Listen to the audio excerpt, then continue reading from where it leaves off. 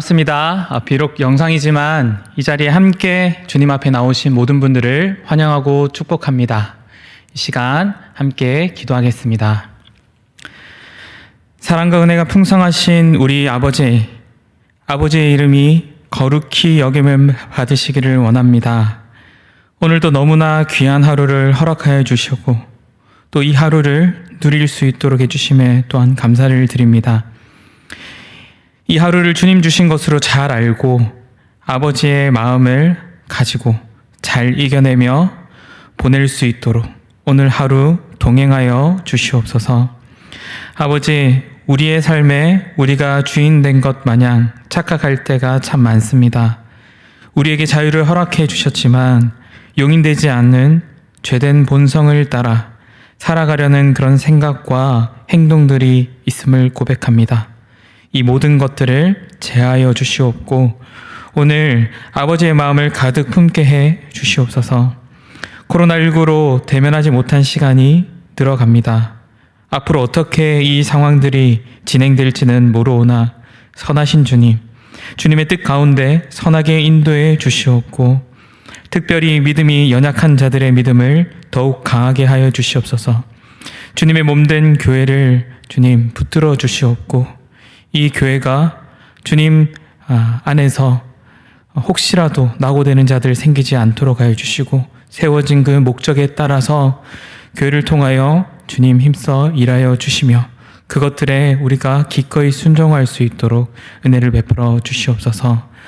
이 시간 주님의 말씀을 함께 나누고자 합니다.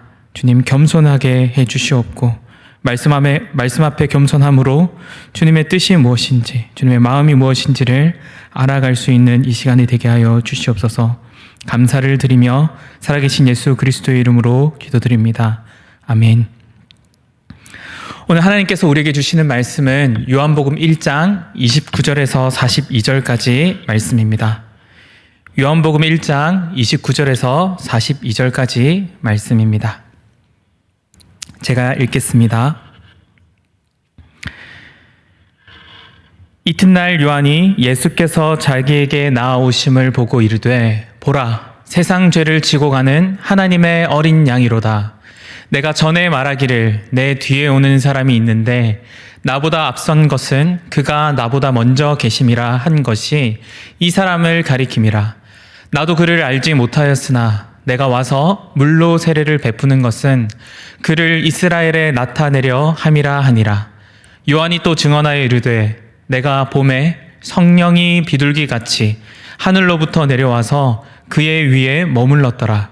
나도 그를 알지 못하였으나 나를 보내어 물로 세례를 베푸라 하신 그 이가 나에게 말씀하시되 성령이 내려서 누구 위에든지 머무는 것을 보거든 그가 곧 성령으로 세례를 베푸는 이인 줄 알라 하셨기에 내가 보고 그가 하나님의 아들이심을 증언하였노라 하니라.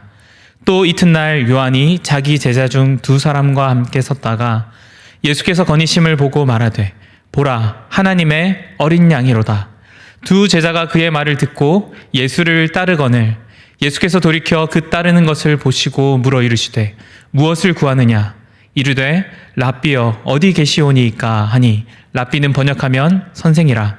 예수께서 이르시되 와서 보라. 그러므로 그들이 가서 계신 데를 보고 그날 함께 거하니 때가 10시쯤 되었더라. 요한의 말을 듣고 예수를 따르는 두 사람 중에 하나는 시몬 베드로의 형제 안드레라. 그가 먼저 자기의 형제 시몬을 찾아 말하되 우리가 메시아를 만났다 하고 메시아는 번역하면 그리스도라. 데리고 예수께로 오니 예수께서 보시고 이르시되 내가 요한의 아들 시몬이니 장차 게바라 하리라 하시니라. 게바는 번역하면 베드로라. 아멘. 오늘 진심으로 예수님만 드러나는 삶이라는 제목을 가지고 말씀을 나누고자 합니다. 오늘 본문 말씀을 보면서 한 가지 경험했던 일이 생각났습니다. 몇 해 전에 있었던 일인데요. 교회에서 유치부에 속한 그 한 아이가 한 손에 사탕을 쥐고 있는 것입니다. 그래서 혹시 그 사탕을 줄 수 있겠니? 라고 이렇게 물어보았더니 그 아이가 흔쾌히 사탕을 줬습니다. 아무 생각 없이 이 사탕을 받아들고 껍질을 까서 입에 넣는 순간 그 아이가 엉엉 우는 것이 아니겠습니까? 아마도 이 아이의 경우 대개는 그 어른들이 이 사탕을 달라고 하면 진짜로 달라는 것이 아니라 주는 신용만 하거나 아니면 받고 도로 주는 것을 경험했던 모양입니다. 보통 그렇게 했을 때 너무 잘했다고 칭찬을 하면서 다시 사탕을 주었던 것이 익숙했는데, 그런데 사탕을 진짜 가져가 먹어버릴 줄을 몰랐으니 속상해서 울었던 모양입니다. 개인적으로는 참 시겁했던 그런 경험입니다. 오늘 본문 말씀에서 세례요한은 자신의 사역 가운데 내내 외쳤던 내 뒤에 오시는 그분을 바로 만나게 됩니다. 그리고 그토록 외쳤던 외침과 같이 여러분, 바로 이분이 하나님의 아들이십니다 라고 그렇게 증언합니다.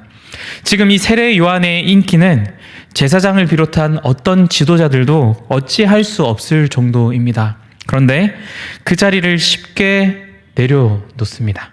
자기 자신은 없고 오직 메시아이신 예수님을 높이는 것을 오늘 말씀을 통해서 볼 수가 있습니다. 심지어 자신의 제자들이 자기를 떠나서 예수님께로 가는데도 불구하고 이것을 보면서 기꺼이 보내줍니다. 오늘 이 말씀을 통해서 두 가지를 상고해 보고자 합니다. 첫 번째로는 예수님이 어떤 분이신지 분명히 알아야 된다라는 것입니다. 오늘 말씀 29절 말씀을 보시면 보라, 세상 죄를 지고 가는 하나님의 어린 양이로다 라고 그렇게 중반부에서 하반부까지 말씀하고 있습니다. 여기서 이 지고 간다라는 의미는 단순히 짊어진다라는 그런 의미가 아니라 치워버리다, 없애다, 뺏어버리다 라는 그런 의미를 가집니다. 이것은 다시 말해 이 세상 죄를 치워버리는, 이 세상 죄를 깨끗이 치워버리는 그런 하나님의 어린 양이다라는 고백입니다.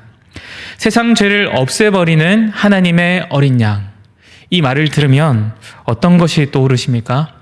우리에게는 세상 죄를 없애버리다, 그리고 또 어린 양, 이런 말을 들으면 크게 큰 느낌은 없을 것입니다. 하지만 이스라엘 사람들에게는 이 말을 들었을 때 번뜩 스치는 것이 있죠. 그것은 바로 유월절 어린 양입니다. 출애굽 전에 하나님께서 참 신이시다라고 보여주신 10가지 재앙이 있다는 것을 잘 기억하실 줄 압니다. 그 가운데 마지막 10번째 재앙이 무엇입니까? 애굽 땅의 모든 처음 난 것의 죽음입니다. 여기에는 가축들과 사람이 포함이 됩니다. 하나님께서는 모세와 아론에게 이 재앙을 피할 방법을 알려주시죠. 그것은 바로 흠 없는 어린 양을 잡아서 그 어린 양의 피를 양쪽 문설주에 바르고 그리고 임방에 바르는 것입니다. 하나님께서는 그 피를 볼 때에 재앙을 내리지 않고 넘어가신다고 그렇게 말씀하셨습니다. 그 말씀하신 대로 모든 처음 난 것에 죽음이 있게 되었지만 하나님의 말씀대로 행했던 이들에게는 심판이 임하지 않았습니다. 이후에 이스라엘 사람들은 이것을 유월절이라고 하는 매우 중요한 절기로 지키게 됩니다. 그리고 이는 장차 오실 진정한 메시아를 상징하게 됩니다. 그렇다면 세례 요한은 자신에게 나아오고 계신 하나님을 보고 예수님을 보며 보라, 세상 죄를 지고 가는 하나님의 어린 양이로다 라고 그렇게 고백한 이유가 무엇이겠습니까?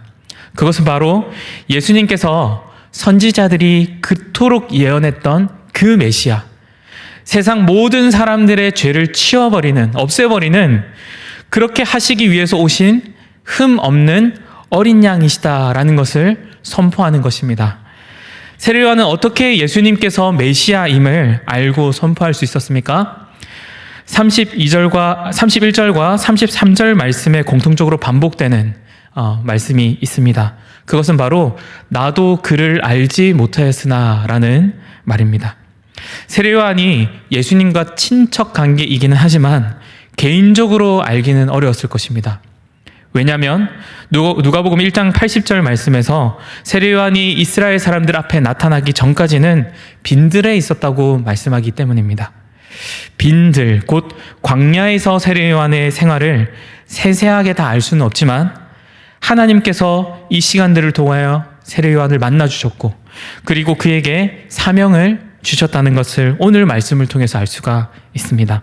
오늘 본문 31절 말씀입니다. 내가 와서 물로 세례를 베푸는 것은 그를 이스라엘에 나타내려 함이라 하니라. 세례 요한의 사명은 바로 메시아를 세상에 선포하는 일이었습니다. 때문에 하나님께서는 세례 요한에게 메시아인지 아닌지를 분별할 수 있도록 말씀해 주신 것이 있습니다. 33절 말씀입니다. 나를 보내어 물로 세례를 베풀라 하신 그이가 나에게 말씀하시되 성령이 내려서 누구 위에든지 머무는 것을 보거든 그가 곧 성령으로 세례를 베푸는 이인 줄 알라 하셨기에 라고 그렇게 말씀하셨습니다. 실제로 어떤 일이 벌어졌습니까? 본문 32절 말씀에서 세례 요한이 예수님을 보고 이렇게 고백하지요. 내가 봄에 성령이 비둘기같이 하늘로부터 내려와서 그의 위에 머물렀더라. 하나님의 말씀대로 메시아이심을 보게 되었습니다. 그 때문에 세례 요한은 하나님의 아들이심을 선포한 것입니다. 지난 목요일 새벽에 말씀을 묵상했듯이 당시 어떤 이들은 세례 요한을 메시아로 생각하기도 했고 또 다른 정치적인 누군가로 또 다른 정치적인 누군가를 메시아로 생각했던 자들도 있었을 것입니다. 이런 말을 계속해서 듣게 된다면 세례 요한, 당신 메시아 아닙니까? 당신 위대한 선지자 같습니다. 당신이 사실 우리가 그토록 기다렸던 그 어린 양 아닙니까? 라는 그런 말들을 계속 듣게 된다면 아무리 세례 요한이라고 해도 어쩌면 자기 자신이 정말 내가 메시아가 아닌가 그렇게 착각이 들 수 있을지 모릅니다. 하지만 분명히 선포하고 있습니다. 바로 이분이 메시아이십니다. 하나님의 어린 양, 하나님의 아들이십니다. 라고 그렇게 선포하는 것입니다. 어떻게 그것이 가능합니까? 예수님을 분명히 아는 것 때문입니다. 사람들의 말을 통해 예수님을 경험한 것이 아니라 기록된 말씀을 통해서 그리고 기도를 통해 중보자 되시는 그리스도를 말입니다.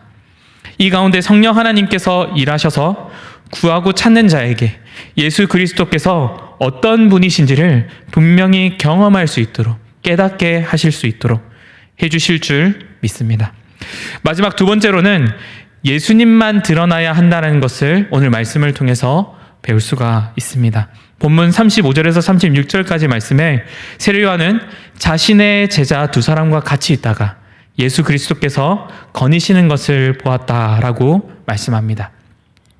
이때 세례 요한은 어떤 망설임 없이 바로 보라, 저분이 바로 하나님의 어린 양이시다라고 그렇게 또다시 선포합니다.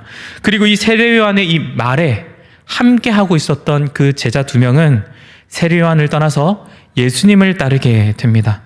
그중 한 명은 우리가 잘 아는 베드로의 형제 안드레였지요.